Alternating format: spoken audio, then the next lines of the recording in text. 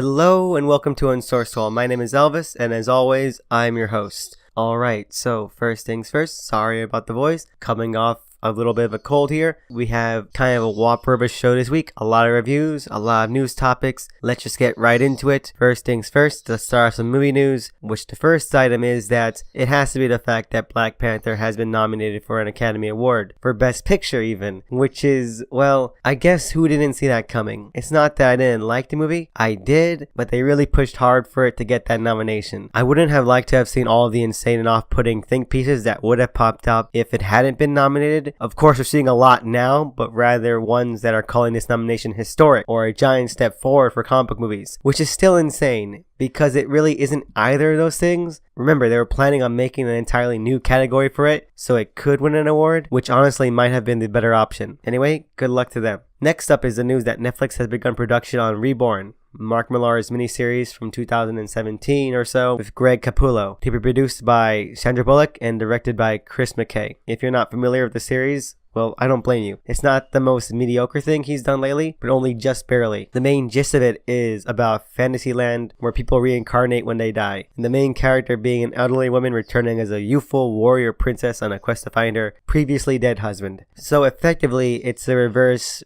Requiem Vampire Night. There are rumors that Bullock might take the lead role, which could work. They'd have to shift it a bit, but it definitely might, be in the cards. Anyway, hope the movie takes a steady hand with this story, and fingers crossed. And just gonna lump the last two of these together. The first thing is that Channing Tatum is proclaiming that he might direct Gambit himself. Godspeed to him. This is a weird passion project to hit your star on, and he's going all in on it. So yeah, fingers crossed for that. And secondly, Warner Brothers has stated that the DCU going forward will focus more on standalone movies, which is the way it should be and always should have been. So yeah, that's great news, and it makes sense that that's their thinking right now. Heading on into TV news, the first thing is we have a new Umbrella Academy trailer, which goes deeper into the scope and tone of the series. Only 2 or so weeks off from its premiere, and it's already starting to look pretty good. Not only is it hitting the right beats of a dysfunctional team coming together again type story, but it's doing it with a flair that reminds me a lot of Happy, which is unsurprising given that Way has always been inspired by Morrison, and it makes sense that that would extend to here. Really, it does have a nice, campy, zesty, energetic look and feel about it that makes me very interested. But overall, fingers crossed that it turns out good. The actor that got to play number 5 is surprisingly actually really good in the trailers, and his deadpan behavior reminds me a lot of Adam Goldberg in the best of ways.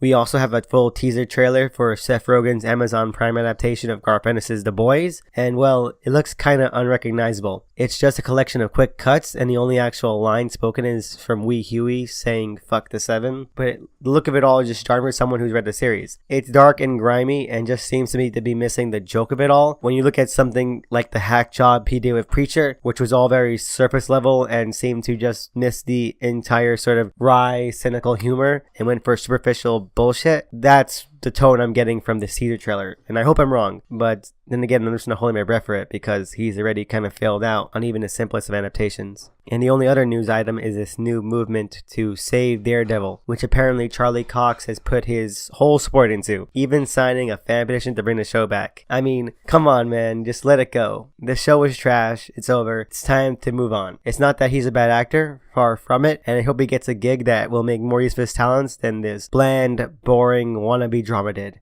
And finally, we get into comic news. And the big news piece for comic news this week is that we have the retirement of George Perez. It's a really big blow, and the impact of it has been seen throughout the industry this week. From colleagues to publishers to friends, all sending out their well wishes and support. But there is one unifying thread that underpins all of them. The idea that Perez had the ability to retire and that we should all be grateful for that. And they're right. Even in this modern industry, artists can be really cleared out and cast aside. And Perez being able to hold his own and walk away with his head held high is truly amazing and completely deserved. While he wasn't the first artist I was exposed to, I think that was probably like either one of the old school Hulk artists or Scott Collins. The first series I actively dipped a toe into when I began to read comics like full time was Crisis on Infinite Earths, and it might be cliche to say it, but his art on that is what makes it a timeless story. Everyone, everything, every action that is depicted in the comic looks instantly iconic and in order. We'll miss you, George Perez, and hope you enjoy your retirement. Next up is this recent controversy regarding the newest installment of Tom King's Superman story for the DC Walmart anthologies. This month's chapter was all about Superman having to do an off-world errand and being consumed by fears of Lois Lane dying in multitudes of horrific ways, which are shown repeatedly. Now I'll just say this, I think the backlash was overblown. I do think this premise for a story was stupid because, well, Lois Lane can take care of herself, and stories with this exact concept have been done before where she has done just that. It just makes Superman look, well, kind of creepy and kind of idiotic. Tom King has gone on to say that the story wasn't about any insecurities or anxiety, but it was about love, which is bullshit, Tom. It was the exact same angst wanking you've been doing for years, and it was pretty laughable. And lastly, in terms of comic news, is that apparently DC Comics is restructuring and laying off a lot of their staff.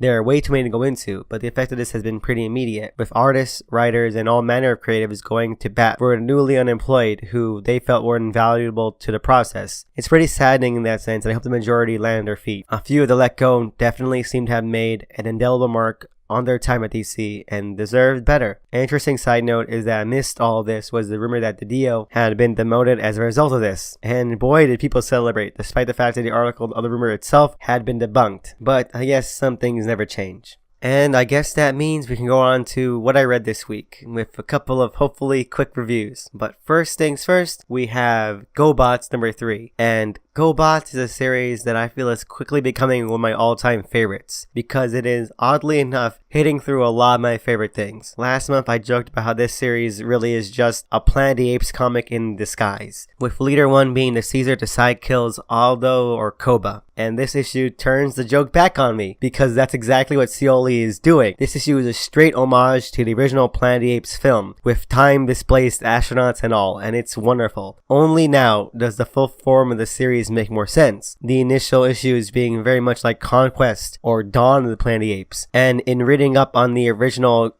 GoBots lore, it said that the GoBots escaped from Gobotron and landed on Earth. But with Earth being Gobotron in the future in this series, it makes it so brilliant that this is pulling from Planet of the Apes, and it actually might end like Escape from Planet of the Apes, which had the primary ape cast finding sanctuary in the past. If it ends like that, then this mini is like a solid instant 10 out of 10. This issue itself reminds me so much of the original scrap plans for Battle for the Planet of the Apes, which had Caesar grow despotic and cruel in his old age. And we find Leader 1 in a very similar situation here, having ruled Gobotron with an iron fist that he feels is necessary. Character dynamics and tensions forming across multiple factions give it this sweeping and grand epic tone. It creates a very dimensional portrait, and I actually kind of love it. This issue still feels a bit too packed, as did the second, but it's weaving a great mosaic altogether, and I am here for it, so 2 thumbs up.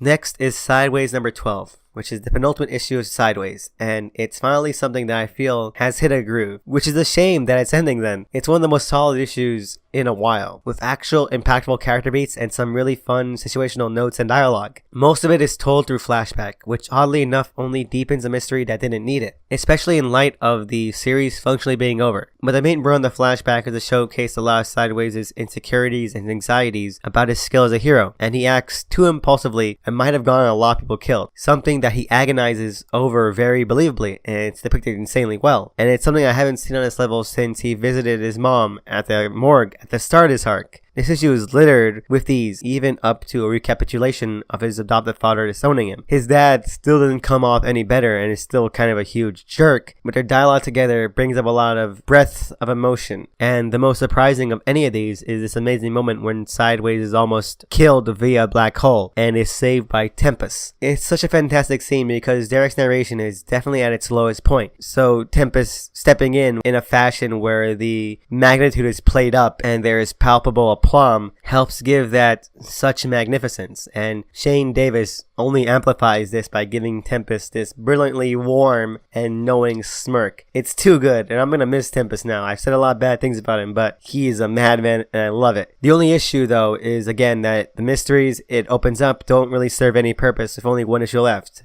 but still 2 thumbs up. Next up is Naomi number 1, and I guess I had to check this out, if only for my own sanity. I had to see exactly what was up with this series, and funnily enough, I almost went fucking insane reading it. Not because of the story, not by a long shot. It's actually an incredibly tame and generic series premise. But much like Young Justice number 1, the way it was written is near incomprehensible. It's almost torture to try and absorb it. It's like when you hear about how they had to fudge with the frame rate on VR headsets, so when people use them, they don't spiral out and like get vertigo or something like that. That's like the opposite of Bendis' intent with writing. A reader can understand a dense narrative, that's no problem, but asking them to just process a lot of useless and inane dialogue at rapid speed is truly a painful experience. Like I said, this story isn't good enough to afford that leniency. 2 series already into Warner Comics imprint, and it's already pretty trash. So 2 thumbs down, and fingers crossed that Russell's Wonder Twins does any better. Next up is the Wildstorm number 19, which honestly is headed straight into the final arc of the series, and it's holding nothing back, which is a bit of a double-edged sword, because more or less this is just an exposition issue, and it also half recaps things that we already knew from other sources, except this time being told to other characters. It's a bit of a flaw in how this series has been structured, that vital pieces of the narrative have already been laid down rather than more appropriately throughout the story. It's still really entertaining exposition, and Ellis reuses his apocalypse imagery from Planetary, but it's hard to really get into, especially as the start of the final arc when you would have hoped we would have been more past all this, only even compounded since we don't see much of the characters the exposition is even about, who are still interesting, exposition or not. All that said, I'm already invested in this series, so an issue like this doesn't faze me, but it also doesn't do much to engender more goodwill. Still though, we finally see Apollo and Midnighter, and Apollo is still so goddamn hot. Like, holy shit. Hopefully the next issue will get things rolling again, because right now we only have like 5 issues left and like 50,000 subplots, and like I said, I don't think this series is going to end on a definitive note, but we should be further along than we are now. 1 thumb middle, 1 thumb up. So now we head on to Freedom Fighters number 2, and this issue really does double down on the flaws that made the first issue so hard to enjoy. Although one thing that's made a bit more clear is that Venditti doesn't actually intend for any irony in what he's writing. He thinks he's making a very patriotic statement, but the art, the tone, and everything that those engender does not agree with him. It's a very dark and off-putting tone, which would be fine if it was taken with the same tact as Masterman was, but it janks and pulls from Venditti's root simplicity. So when the Freedom Fighters destroy and obliterate whole buildings and surrounding blocks, and it's depicted with such frank and disturbing detail, it's not something we're actually meant to dwell on. In fact, we're meant to cheer it on. In case anyone out there thinks I'm the one missing the message here, the whole thing is capped off with the incredulous onlookers being given flyers about Uncle Sam, and somehow this reignites the American spirit himself to come back to life in a very loving page sequence. After the devastating fight scene we just seen, it's kind of insane and ridiculous and silly. Venditti could have done much better. The meat is there, but he's faltering on some key ideas and themes, so 1 thumb middle, 1 thumb down. Now we've reached Immortal Hulk number 12, and this issue really is nearing the death knell of this series for me. In fact, I would have dropped this already if I hadn't already made it a point to get to the Betty Ross issue. Overall, this issue is just some dire stuff. The whole grandstanding and honestly exhausting exercise about the nature of good and evil is just tiring. It's incredibly boring to have these interludes that are really unengaging lectures when the story itself is already illuminating some of these themes already in the actual events. It's not something where we need to know the base through etymology or philosophy to enjoy it. It just gets in the way of the stuff that does work, which for this issue in particular is another sore spot, as the best part of this issue is just a review of Banner's history with his dad. It's an engaging backstory, no doubt, but it sort of highlights that there's nothing much going on to advance the narrative. And with how many pages that are wasted on the narration, it's kind of fall from grace for this comic. And even if this series does pick up again, I'll always dread rereading this arc because of how dull and overwrought everything about it is. 1 thumb middle, 1 thumb down. And finally, we reach Shazam number 2. There's not much to say about this because it's pretty much all set up. The Shazam kids get into the Funlands, Billy's foster parents meet a bit with someone claiming to be his dad. Pretty much only the smallest bits of extension are given to what were already set up at the end of the first issue, so nothing is really new. The only thing that is really fresh that we see is finally Dr. Savannah and Mr. Mind back in action, apparently cooking up no good, and it's actually kind of fun. Their dynamic is definitely as entertaining as it's ever been, simply simply enjoying being evil and being evil together. It's just a wickedly enjoyable dynamic and interplay. Mr. Mind's full redesign isn't too bad either, being a decent compromise between the classic full-on cartoon and the more worm-like modern stuff. Some of the asides interplay between each of these three set pieces are okay enough, but it just feels insanely uninspired for the most part, where I'm like 7 realms and one of them is Roller Coaster Land. Please move forward with the plot threads that you already set up in Curse of Shazam. Those are really insanely interesting plot threads, and we're wasting time with random filler arc, it seems like.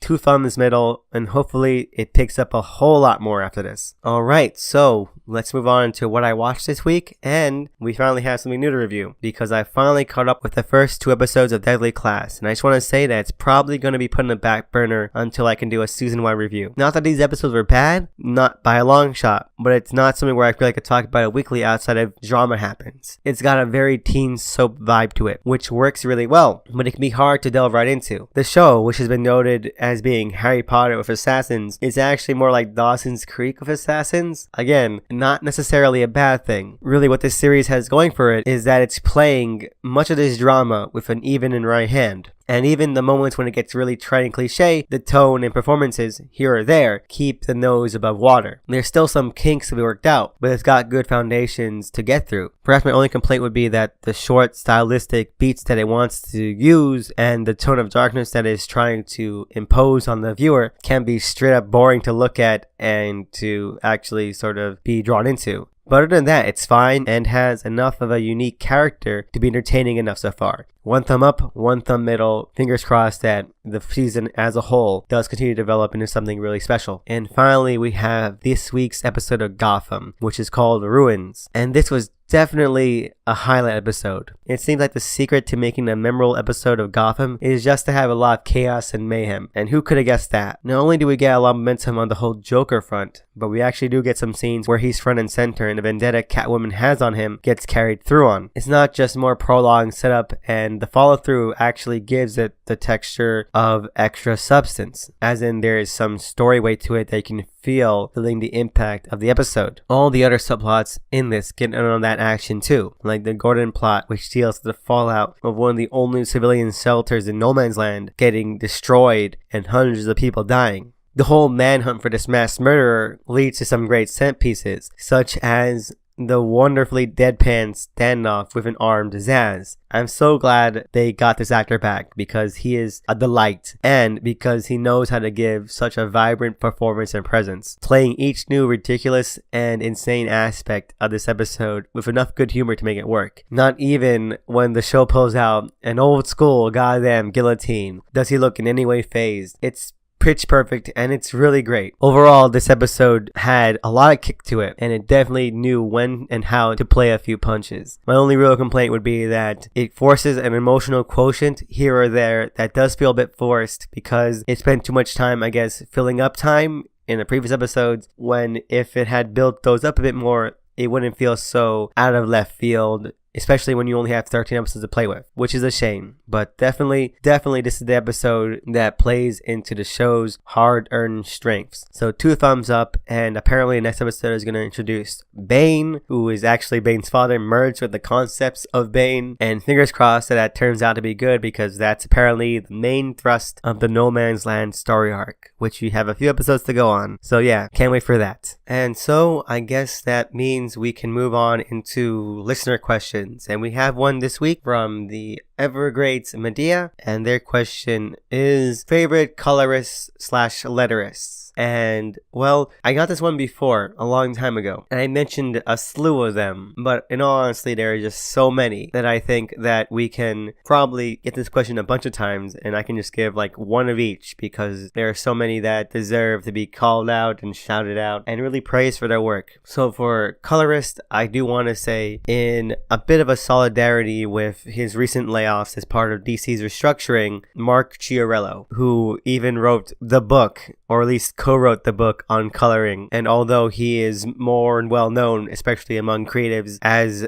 the art director for DC for the longest time, he has had coloring credits which honestly still stand the test of time. One of his most notable coloring credits was for the first original Hellboy story, Seed of Destruction, which still stands as great as any other coloring works in that series. And it really did start off the entire Hellboy franchise on the best note, with vibrant, evocative, and definitely personality and individual filled tone and mood throughout the colors, especially when you get to the deep ones and just the grimy, neon, otherworldly, atmospheric tones, hues, and gradients that you see. They're all pitch perfect, and I have no doubt that the coloring was in no small part of the reason why Hellboy as a franchise really did grip the imagination, because it has to perfectly counterplay with Mignola's own darkly cast and shadowed figures. So I think Cirillo did a really great job complementing the entire art style. Yeah, no, I think that as a colorist, he definitely deserves a lot of praise. And so moving on in terms of my favorite letterer, this is one that actually popped up this week, and I hope I didn't mention it before, but in any case, it's definitely part of a whole slew of amazing lettering, and that person would have to be, I think, Roxanne Starr for Bob Burden's Flaming Carrot comics. While Burden's art is definitely a giant highlight, I don't think that they would have been as impactful or have had any of the same amount of humor or dexterity or deadpanness without Roxanne Starr's lettering, because there was this recent panel that made its way through comics Twitter this weekend that is a pitch perfect example of just the amazing job that the lettering does to help motivate and to move forward the comedy, and just the juxtaposition between the Flaming Carrot's complete sincerity but also like cynical and sarcastic and incredibly witty perspective. Because not only does the font have like the most rigid and hard-edged letters you could ever like imagine, this was so precise that when things became either stylistic or italicized, it just added a whole amount of impact. And not only that, but because it was so rigid and so sort of formal, the subject matter and the joke at hand became immensely funnier because it felt so exact and purposeful and just incredibly demanding that it just only added to the humor of the joke, which in this case was the Flaming Carrot being praised for his deductive abilities as a superhero, only to say horse to a horse in the distance. And the way the word horse is, well, lettered is just magnificent. It's so understated and it's honestly brilliant. It's one of the most funny things I've ever actually been able to see lettered as a comic. So yeah, no, truly amazing. Definitely one of the things that I think made that comic what it is, which is a classic. So anyway, hope I answered your question to the best of my abilities, Medea, and thank you for that question in general. It was really fun to try and answer. Anyway, I just want to say that I hope that anyone out there, if you have your own questions, comments, or topics that you want to hear discussed on the show, then you can find me on Twitter at THE_SNICKMAN. And I also want to give a shout out to the cover artists for the show at DOTEMCEE.